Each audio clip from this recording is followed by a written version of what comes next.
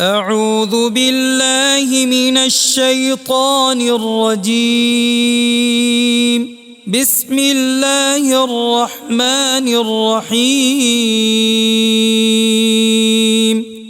الحمد لله الذي أنزل على عبده الكتاب ولم يجعل له عوجا قيما لينذر بأسا شديدا من لدنه ويبشر المؤمنين الذين يعملون الصالحات أن لهم أجرا حسنا ماكثين فيه أبدا وينذر الذين قالوا اتخذ الله ولدا ما لهم به من علم ولا لآبائهم كبرت كلمة تخرج من أفواههم إن يقولون إلا كذبا فلعلك باخع نفسك على آثارهم إن لم يؤمنوا بهذا الحديث أسفا إنا جعلنا ما على الأرض زينة لها لنبلوهم أيهم أحسن عملا وإنا لجاعلون ما عليها صعيدا جرزا أم حسبت أن أصحاب الكهف والرقيم كانوا من آياتنا عجبا إذ أوى الفتية إلى الكهف فقالوا ربنا آتنا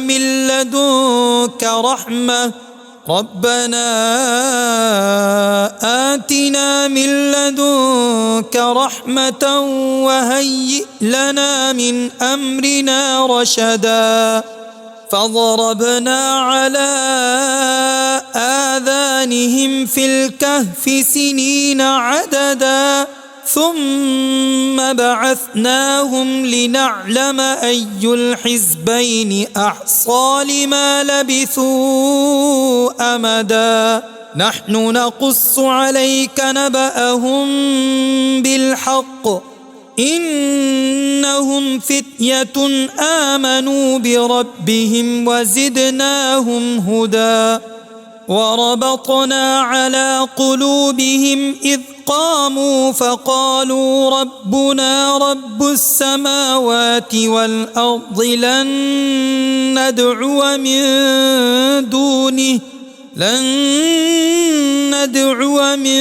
دونه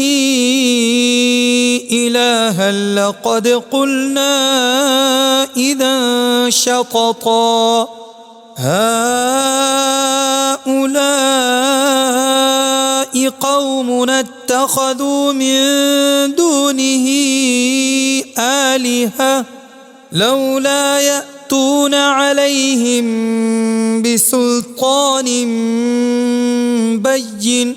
فمن أظلم ممن افترى على الله كذبا وإذ اعتزلتموهم وما يعبدون إلا الله فأووا إلى الكهف ينشر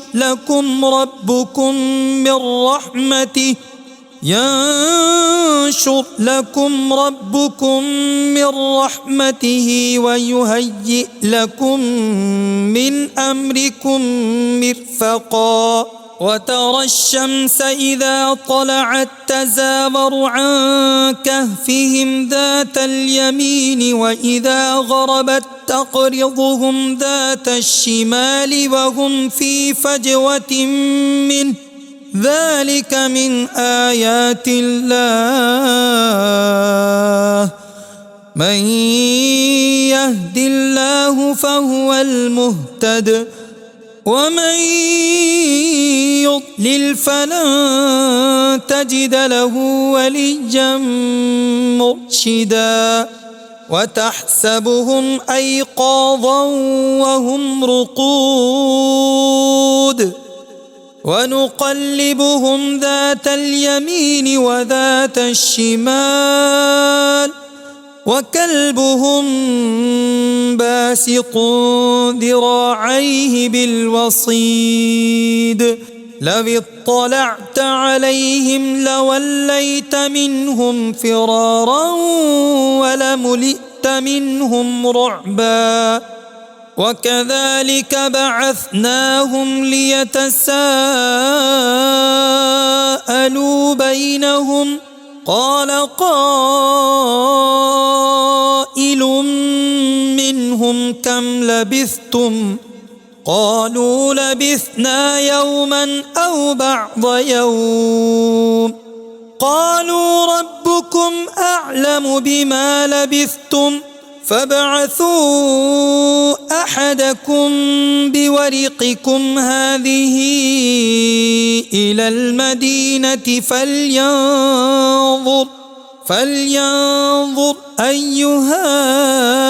أزكى طعاما فليأتكم برزق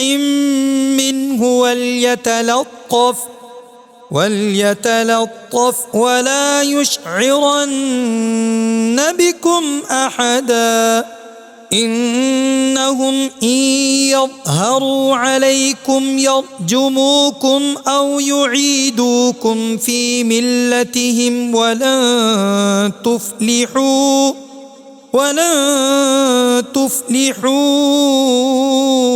إذا أبدا وكذلك أعثرنا عليهم ليعلموا أن وعد الله حق وأن الساعة لا ريب فيها إذ يتنازعون بينهم أمرهم فقالوا ابنوا عليهم بنيانا ربهم أعلم بهم قال الذين غلبوا على أمرهم لنتخذن عليهم مسجدا سيقولون ثلاثة رابعهم كلبهم ويقولون خمسة سادسهم كلبهم رجما بالغيب ويقولون سبعة وثامنهم كلبهم قل ربي أعلم بعدتهم ما يعلمهم إلا قليل فلا تمار فيهم إلا مراء ظاهرا ولا تستفت فيهم منهم أحدا ولا تقولن لشيء إني فاعل ذلك غدا إلا أن يشاء الله واذكر ربك إذا نسيت وقل عسى أن يهديني ربي لأقرب من هذا رشدا ولبثوا في كهفهم 300 سنين وازدادوا 9 قل الله أعلم بما لبثوا له غيب السماوات والأرض أبصر به وأسمع ما لهم من دونه من ولي ولا يشرك في حكمه أحدا واتل ما أوحي إليك من كتاب ربك لا مبدل لكلماته ولن تجد من دونه ملتحدا واصبر نفسك مع الذين يدعون ربهم بالغداة والعشي يريدون وجهه يريدون وجهه ولا تعد عيناك عنهم تريد زينة الحياة الدنيا ولا تطع من أغفلنا قلبه عن ذكرنا واتبع هواه وكان أمره فرطا وقل الحق من ربكم فمن شاء فليؤمن ومن شاء فليكفر إنا أعتدنا للظالمين نارا أحاط بهم سرادقها وإن يستغيثوا يغاثوا بماء كالمهل يشوي الوجوه بئس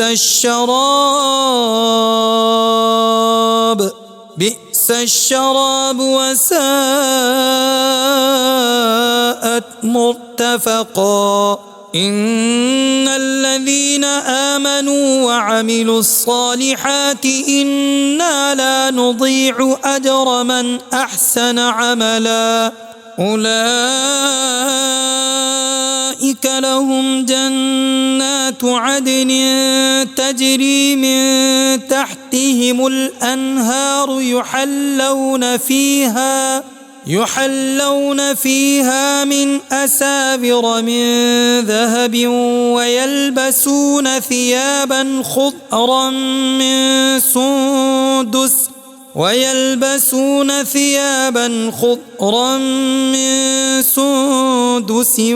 وإستبرق متكئين فيها على الأرائك نعم الثواب وحسنت مرتفقا واضرب لهم مثل الرجلين جعلنا لأحدهما جنتين من أعناب وحففناهما بنخل وجعلنا بينهما زرعا كلتا الجنتين آتت أكلها ولم تظلم منه شيئا وفجرنا خلالهما نهرا وكان له ثمر فقال لصاحبه وهو يحاوره أنا أكثر منك مالا وأعز نفرا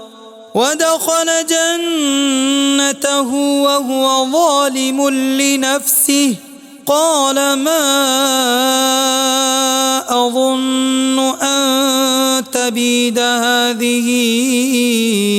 أبدا وما أظن الساعة قائمة ولئن رددت إلى ربي لأجدن خيرا منها منقلبا قال له صاحبه وهو يحاوره أكفرت بالذي خلقك من تراب ثم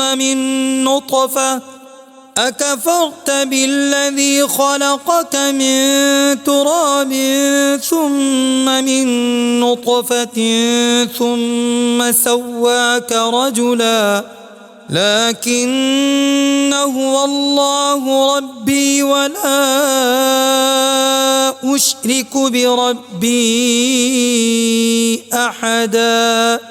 ولولا إذ دخلت جنتك قلت ما شاء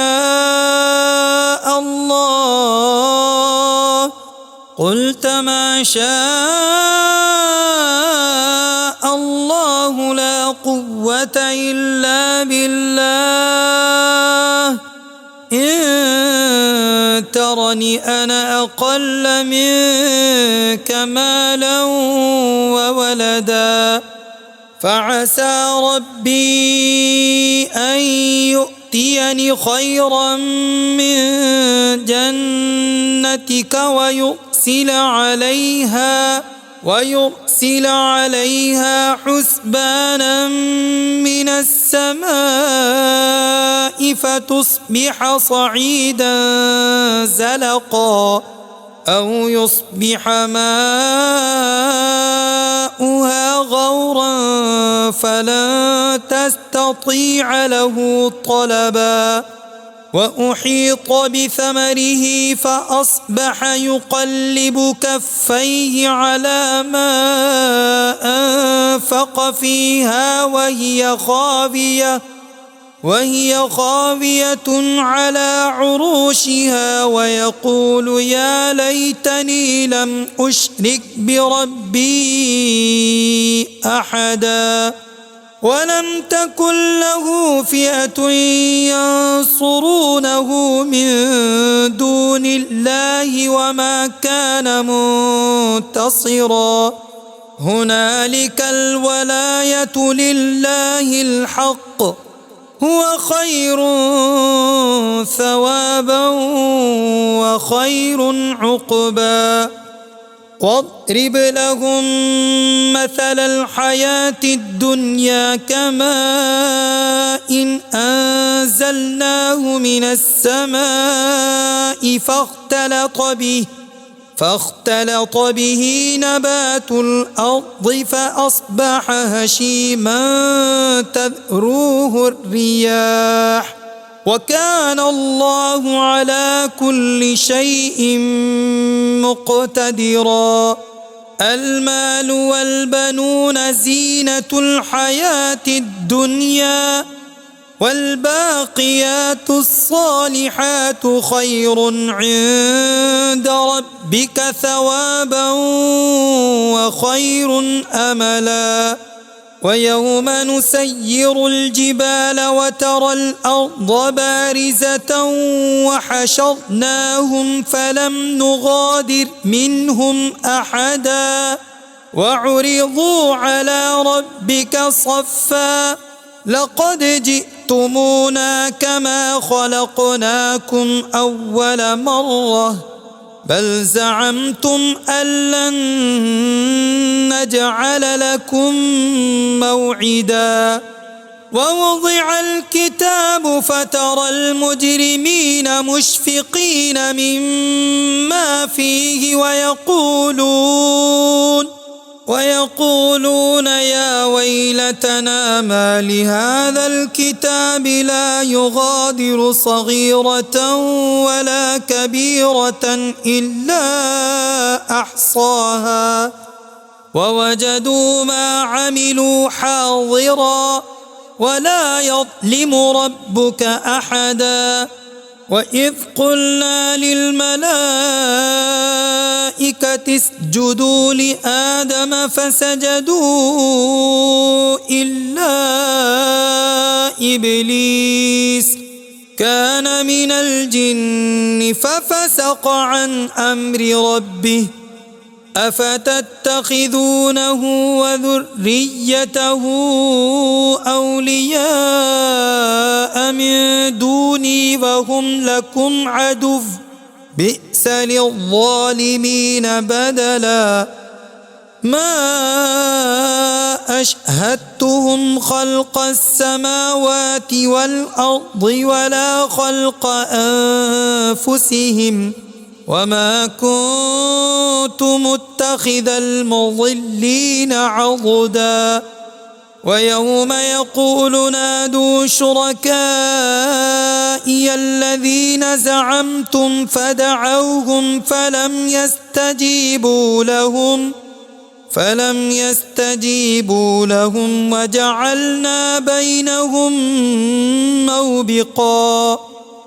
ورأى المجرمون النار فظنوا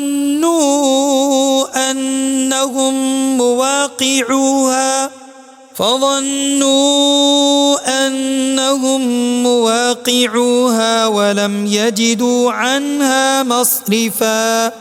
ولقد صرفنا في هذا القرآن للناس من كل مثل وكان الإنسان أكثر شيء جدلا وما منع الناس أن يؤمنوا إذ جاءهم الهدى ويستغفروا ربهم إلا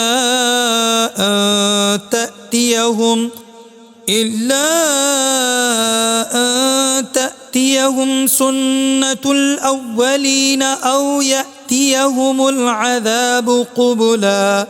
وما نرسل المرسلين إلا مبشرين ومنذرين ويجادل الذين كفروا بالباطل ليدحضوا به الحق واتخذوا آياتي وما أنذروا هزوا ومن أظلم ممن ذكر بآيات ربه فأعرض عنها ونسي ما قدمت يداه إنا جعلنا على قلوبهم أكنة أن يفقهوه وفي آذانهم وقرا وإن تدعهم إلى الهدى فلن يهتدوا إذا أبدا وربك الغفور ذو الرحمة لو يؤاخذهم بما كسبوا لعجل لهم العذاب بل لهم موعد لن يجدوا من دونه موئلا وتلك القرى أهلكناهم لما ظلموا وجعلنا لمهلكهم موعدا وإذ قال موسى لفتاه لا أبرح حتى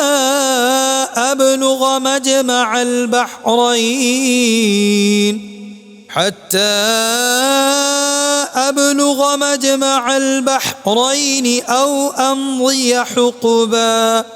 فلما بلغا مجمع بينهما نسيا حوتهما فاتخذ سبيله في البحر سربا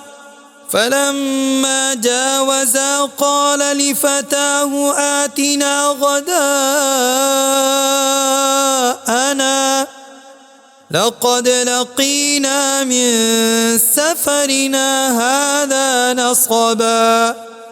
قال أرأيت إذ أوينا إلى الصخرة فإني نسيت الحوت وما أنسانيه إلا الشيطان أن أذكره واتخذ سبيله في البحر عجبا قال ذلك ما كنا نبغ فارتدا على آثارهما قصصا فوجدا عبدا من عبادنا آتيناه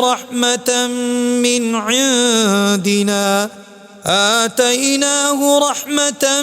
من عندنا وعلمناه من لدنا علما قال له موسى هل أتبعك على أن تعلمني مما علمت رشدا قال إنك لن تستطيع معي صبرا وكيف تصبر على ما لم تحط به خبرا قال ستجدني إن شاء الله صابرا ولا أعصي لك أمرا قال فإن اتبعتني فلا تسألني عن شيء حتى أحدث لك منه ذكرا فانطلقا حتى إذا ركبا في السفينة خرقها قال أخرقتها لتغرق أهلها لقد جئت شيئا إمرا قال ألم أقل إنك لن تستطيع معي صبرا قال لا تؤاخذني بما نسيت ولا ترهقني من أمري عسرا فانطلقا حتى إذا لقيا غلاما فقتله قال أقتلت نفسا زكية بغير نفس لقد جئت شيئا نكرا قال ألم أقل لك إنك لن تستطيع معي صبرا قال إن سألتك عن شيء بعدها فلا تصاحبني قد بلغت من لدني عذرا فانطلقا حتى إذا أتيا أهل قرية استطعما أهلها فأبوا أن يضيفوهما فوجدا فيها جدارا يريد أن ينقض فأقامه قال لو شئت لاتخذت عليه أجرا قال هذا فراق بيني وبينك سأنبئك بتأويل ما لم تستطع عليه صبرا أما السفينة فكانت لمساكين يعملون في البحر فأردت أن أعيبها وكان وراءهم ملك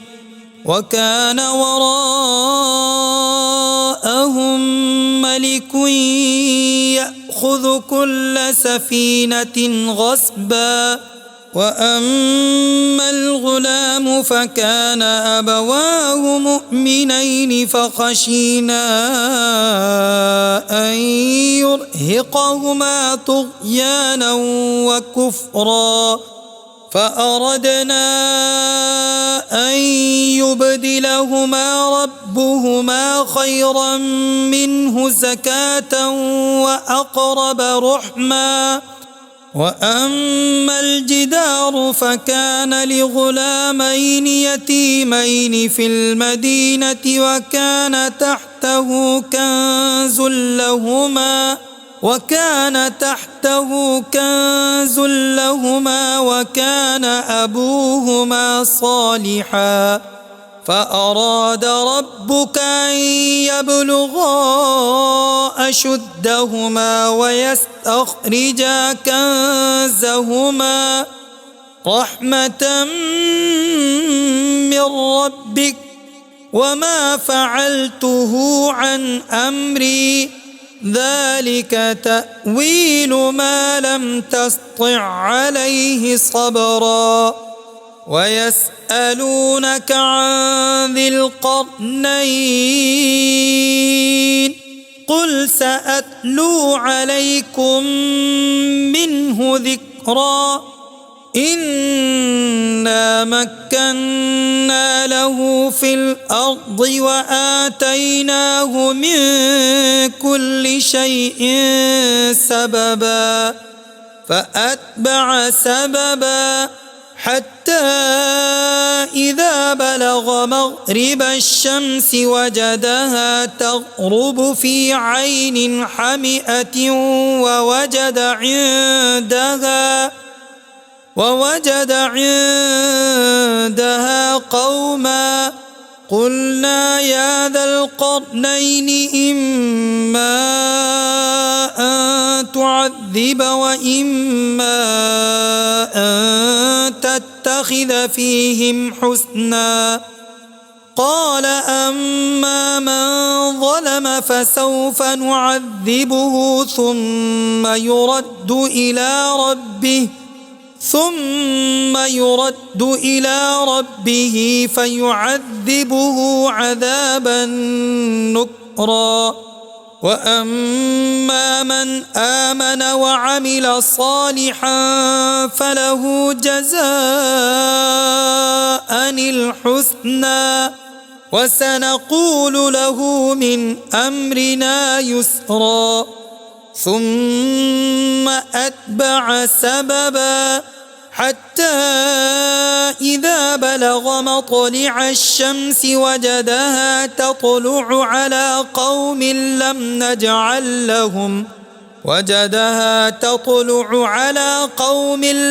نجعل لهم من دونها سترا كذلك وقد أحطنا بما لديه خبرا ثم أتبع سببا حتى إذا بلغ بين السدين وجد من دونهما قوما لا يكادون يفقهون قولا قالوا يا ذا القرنين إن يأجوج ومأجوج مفسدون في الأرض فهل نجعل لك خرجا على أن تجعل بيننا وبينهم سدا قال ما مكني فيه ربي خير فأعينوني بقوة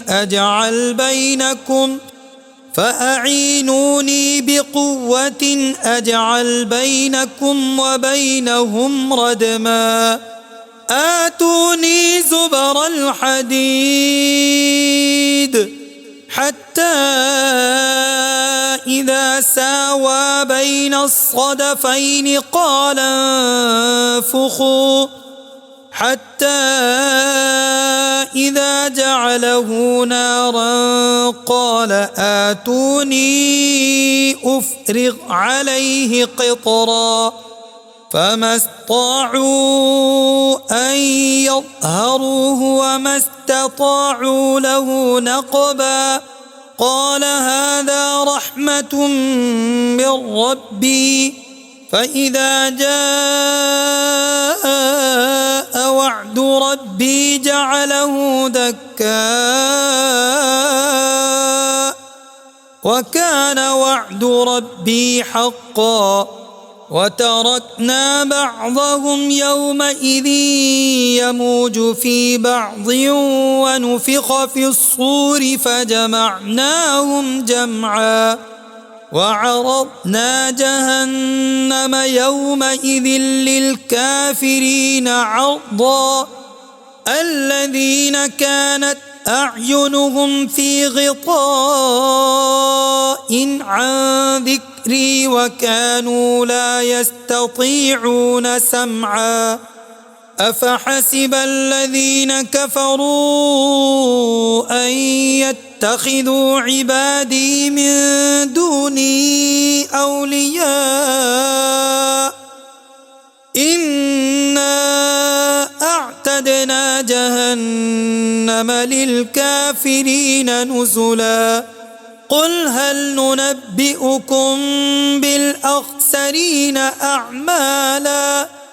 الذين ضل سعيهم في الحياة الدنيا وهم يحسبون أنهم يحسنون صنعا أولئك الذين كفروا بآيات ربهم ولقائه فحبطت أعمالهم فلا نقيم لهم يوم القيامة وزنا ذلك جزاؤهم جهنم بما كفروا واتخذوا آياتي ورسلي هزوا إن الذين آمنوا وعملوا الصالحات كانت لهم جنات الفردوس نزلا خالدين فيها لا يبغون عنها حولا قل لو كان البحر مدادا لكلمات ربي لنفد البحر قبل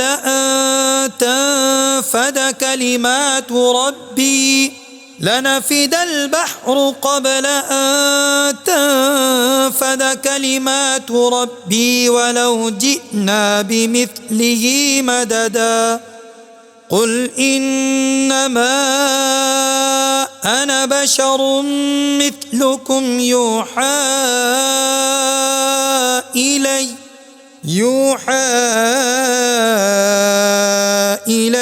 أنما إلهكم إله واحد فمن كان يرجو لقاء ربه فليعمل عملا صالحا ولا يشرك بعبادة ربه أحدا صدق الله العظيم.